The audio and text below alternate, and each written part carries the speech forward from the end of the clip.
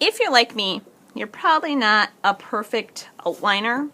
So I'm taking one of those big erasers from my table and I am erasing all those extra pencil lines that I missed.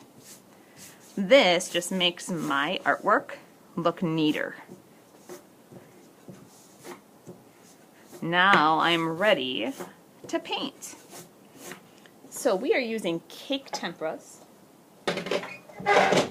And cake temperas are dry. We have to get them wet to work. So I'm going to get my brush wet and I'm going to bring it to my paint. And I'm going to start to paint. Now this is what most kids do. They just start painting and it's not working very well. That's because I don't have enough water. You want to get your brush wet a couple times, especially if you're the first person using that color. And now I have a good puddle of water in the middle to help that paint spread. Look at how much easier that is. If the color's too dark, add a little water to it. Then it spreads really nice.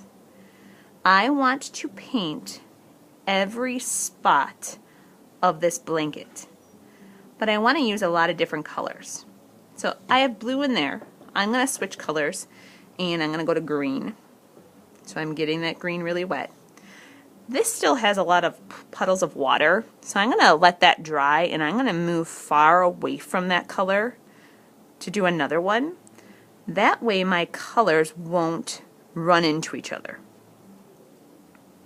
Look at how nice that is.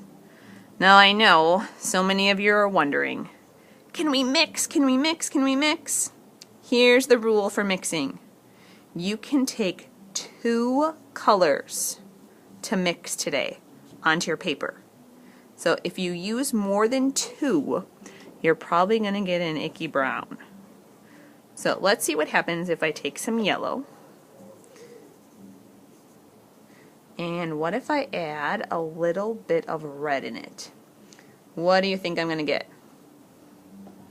Ooh, some of you got it. A little bit of red. So I'm mixing right on my paper and I get an orangey color. Awesome! Now what happens if I take, kind of used all these colors. I could use black. Here's the thing with black. I don't want these colors to be very dark because when they dry, we are going to add patterns on top of them.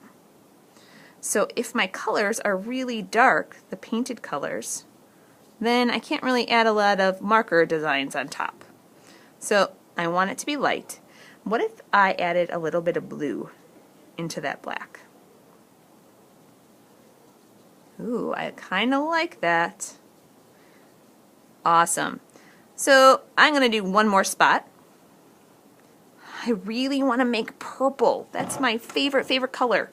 How can I make purple?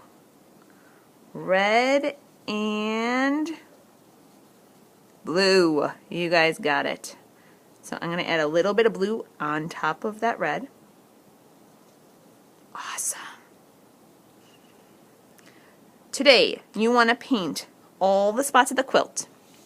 If you want to paint around the head, you can. If you even want to paint the background, you can. If you choose to leave this part white and the background white, that's okay. So wet paintings are going to go in the drying rack so that we can finish this project next time.